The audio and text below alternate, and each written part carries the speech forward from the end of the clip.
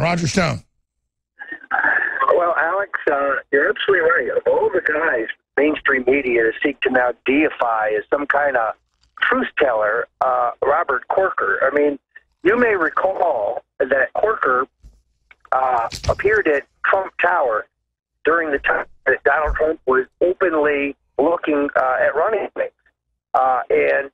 Chris Christie, Newt Gingrich, Mike Pence, and so on. Of course, Corker told the media that he'd been summoned to Trump Tower like it was an audition, when in fact Corker invited himself, had reached out to the presumptive nominee and asked to meet with him. At the end of the meeting, which was really inconclusive and had no point, Trump said, "Now, Bob, if you want to go downstairs and tell him that you're under consideration, I understand. Of course, you understand you're not." Of course, Corker went down and hinted that he was on the short list.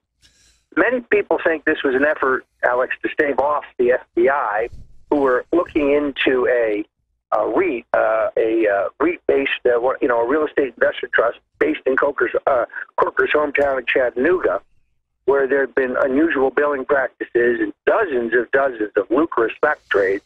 Sure, it's well known. The Democrats want weak Republicans that are compromised. They let them be corrupt, just like Mueller's corrupt, if they play along. And Corker is another literal turd about to be flushed down the toilet bowl. Well, he and Senator Mark Warner had been making a fortune in a hedge fund where they were essentially shorting the housing market using privileged information that they could obtain as a senator.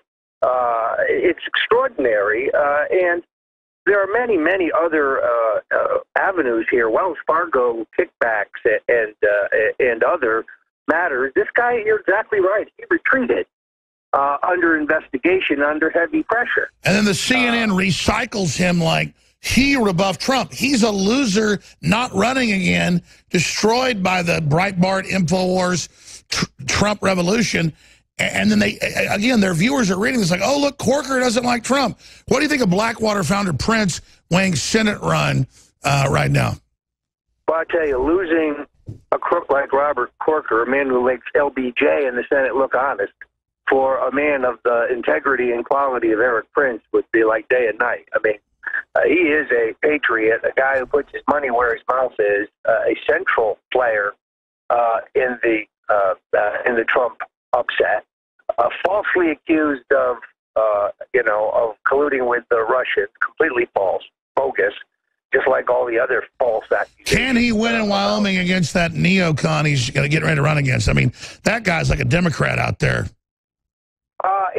It's a small state, and it will be uphill, but Eric Prince is not a man who is afraid of a challenge.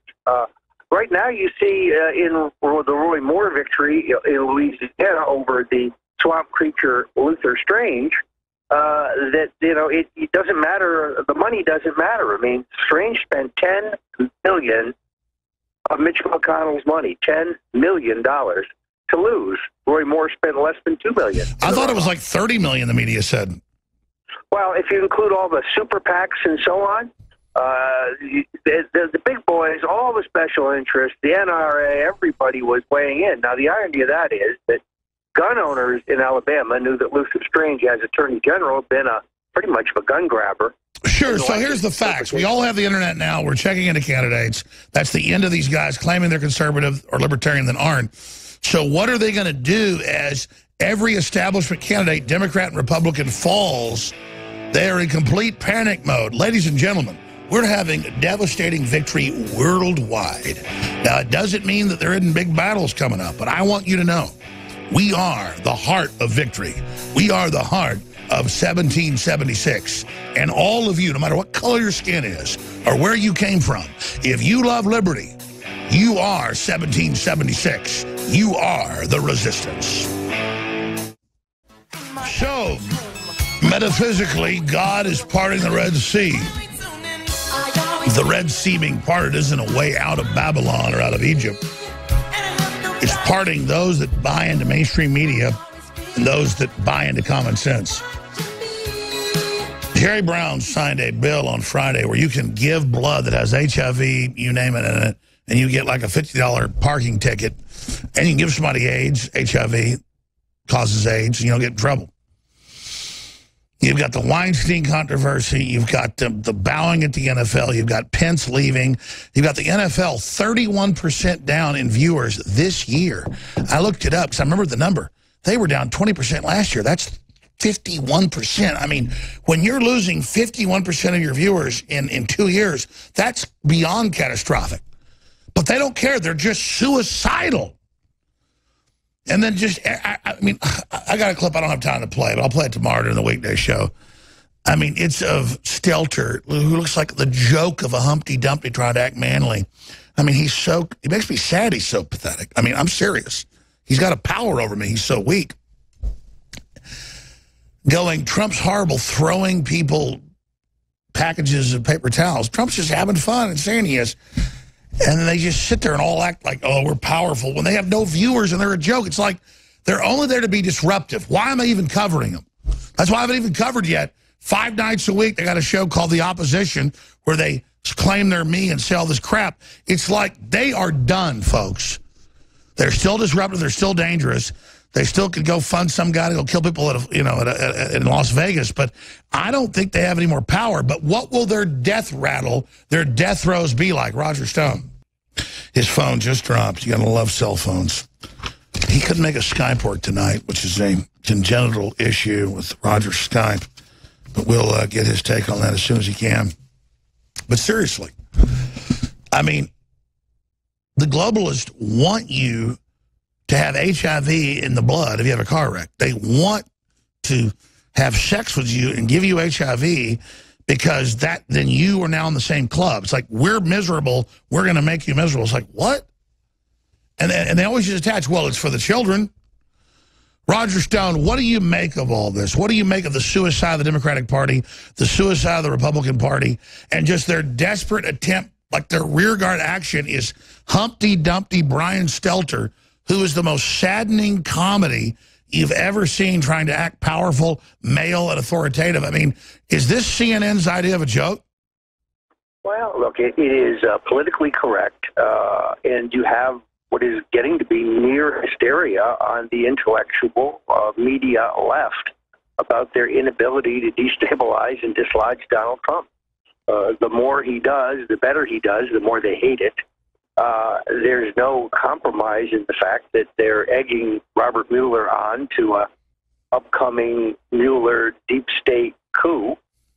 You saw James Clapper out yesterday saying that if Manafort testifies, Trump will have to resign. I'm sorry. I forgot. I should have you on about this. This is the biggest news. Sorry. Ken Starr, you've talked to Manafort last week, 5 days ago. Ken Starr says the indictments are coming. So that's big news. They're going to try indictments of who? What does this signify? There's no question that they've weaponized the Justice Department, our own Justice Department, ironically, in what I'm convinced is a coming coup. We've predicted it here at InfoWars now for months, and we will be proven out. This is not paranoia, and my fear, of course, is that the generals will walk our president, our king, to the gallows.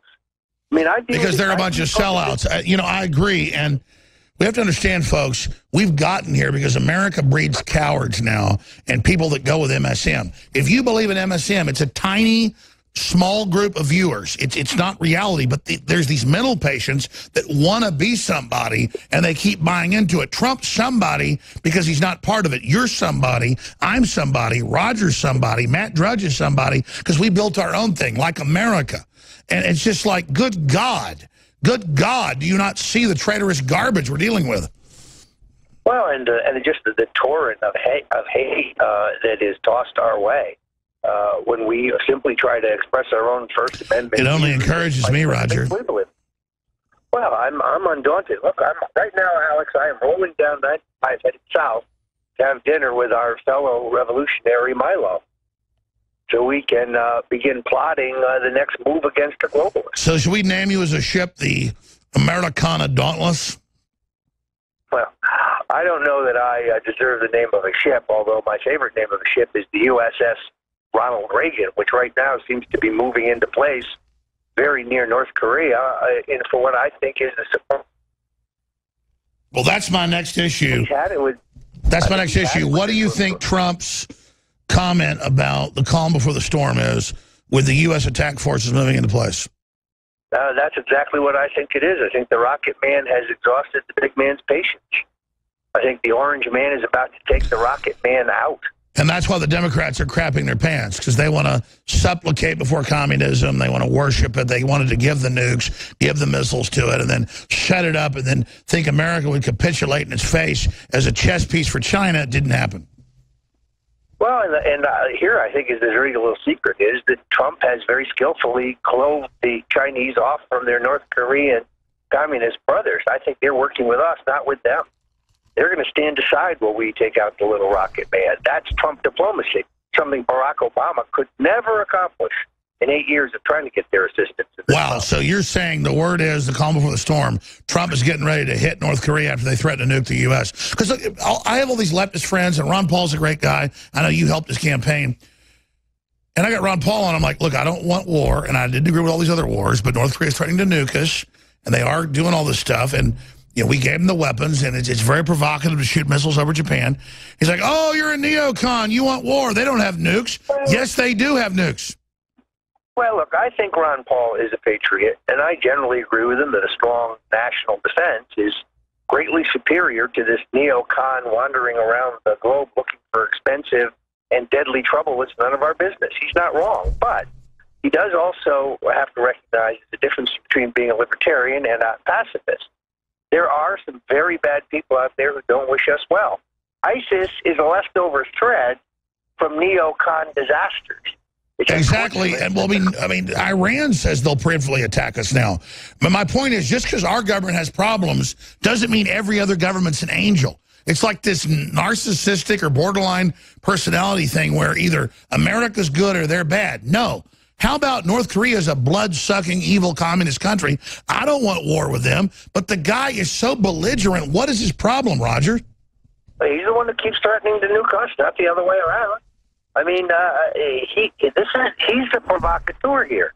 I understand why we don't belong in Afghanistan. I understand why we don't belong in Iraq.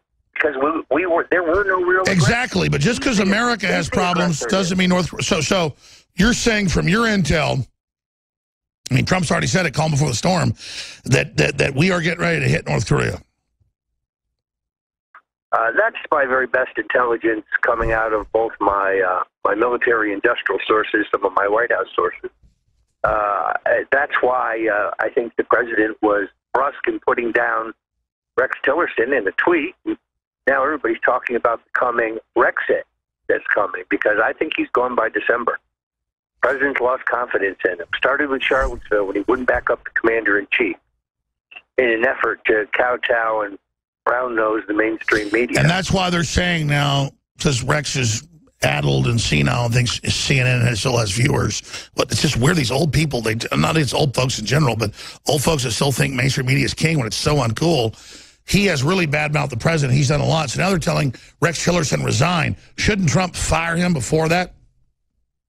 Well, the problem is that when the president exercises that authority, the mainstream media then uses it to show a lack of stability in what is a very tumultuous court.